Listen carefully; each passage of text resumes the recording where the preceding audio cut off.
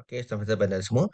Kita akan tengok tentang tab kalender dan aktiviti, okey, dan juga papan pemuka. Okey, kalau ada perhatikan sini, bila anda klik pada papan pemuka di belah sebelah kiri ni, so anda akan nampak kat sini ada kalender, so kalender, dan di bawah tu kita ada papan untuk aktiviti, aktiviti akan datang dan juga cadangan dan pembantu perniagaan.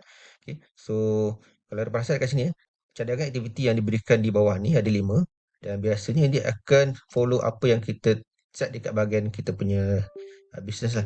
Macam contoh kalau kali ni, kalau katalah anda memang berada dalam bisnes perniagaan dan pertalian, online business, so dia akan cadangkan aktiviti yang bersesuaian dengan anda punya bisnes.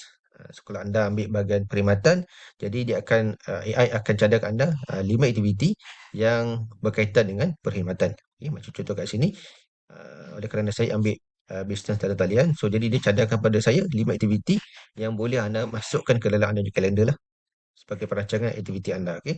Okey, so ni ada kandungan media sosial, anda boleh update website, kedai online, balas petajam pelanggan, promosi dan juga buat analisa data jualan. Okay, so kalau anda rasa anda nak buat salah satu daripada aktiviti ni, anda just tekan yang mana-mana. Contoh kalau kata saya tekan nak update website ni, anda tekan ke kalender, okay, so anda buatlah pilih Okay, so tu ini lebih kepada ni lah, lebih kepada cadangan Kalau nak pakai boleh, tak nak pakai pun tak ada masalah. Okay. So, itu aktiviti. So, now kita pergi pada kalender. So, macam mana caranya kita nak gunakan kalender? Jadi, tujuan utama kenapa saya buat kalender ni adalah untuk membolehkan anda sebagai seorang usahawan untuk anda merekodkan ataupun anda nak plan aktiviti-aktiviti perniagaan yang berkaitan dengan bisnes anda. Yang mana anda boleh schedulekan semua di dalam kalender ni dan benda ni terpulang kepada anda. Kalau anda nak jadualkan kalender ke, nak jadualkan aktiviti ke, terpulang pada anda. Ni kalender ni maknanya anda punya lah. Okay. So, lepas tu, sekarang ni kita tengok macam mana caranya kita nak menambah aktiviti ke dalam kita punya kalender. So, kita boleh tambah dengan banyak cara. Pertama ialah anda boleh tekan sini, add activity. Tekan sini. So, dia akan keluar satu menu macam ni. Okay. Dan anda juga boleh tekan bawah ni, add tambah aktiviti. Tekan ni, so mana-mana lah tak kisah. Dia akan keluar menu sama. Okay. So, sebagai contoh, katalah saya tekan menu ni, tambah aktiviti. So, jadi anda bolehlah isikan detail-detail yang diperlukan untuk aktiviti di dalam borang ni. So, contoh, kalau katalah jenis aktiviti, katalah hari saya nak buat satu mesyuarat. Okay, so katalah mesyuarat ni ialah mesyuarat berkenaan dengan date, commission, structure. Okay, penerangan tentang commission structure kepada downline. Katalah sebab saya buat network marketing, kepada customer lah. Customer, okay. So, katalah benda ni saya nak buat pada sekarang dah 1 bulan 6. So, mungkin saya nak buat pada bulan ni lah kot. Pada Jun. Saya nak buat pada hujung minggu lah. Hari Sabtu, 7 Jun. Katalah saya nak start buat pukul 10 pagi lah kot. Katalah 10 pagi. 10 pagi AM. So, dia akan keluar sini. Dan tempoh meeting ni bukan dalam katalah 1 jam. Kata saya set bukan dalam 1 jam. Okay. So, butiran tambahan ni anda boleh tambah lah. Contoh kalau katalah untuk meeting, kata saya nak cadangkan untuk semua customer.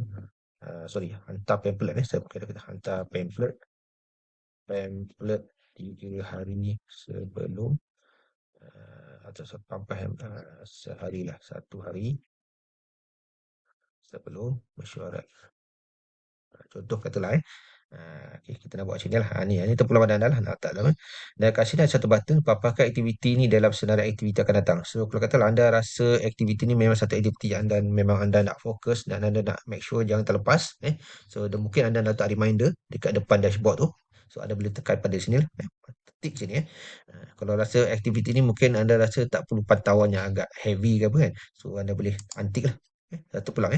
So, contoh kalau saya tik kat sini. So, apa berlaku ialah bila saya tekan simpan aktiviti. So, dapat di bahagian ni tak nampak apalah.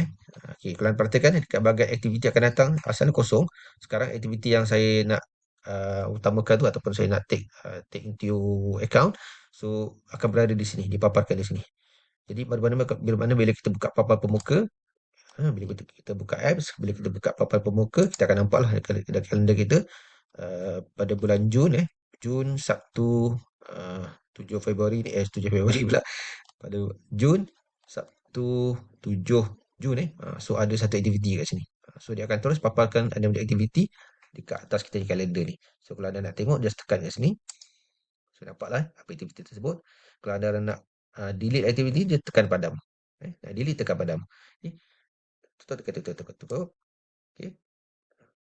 Alright. Okay. Dan kat sini, ni ada satu aktiviti kat sini. Okay. So katalah anda nak edit aktiviti kan. Kalau anda nak edit, anda boleh tekan kat sini, edit. So kita boleh edit balik lah aktiviti ni. Okay. So terpulang pada anda, ada nak letak semua aktiviti dalam ni pun boleh. Tapi cadangan saya lah, kalau boleh, anda hanya perlu letakkan aktiviti yang penting sajalah kat dalam ni. Okay. Okay. Okay, jadi itu saja caranya bagaimana cara nak menggunakan kolom aktiviti.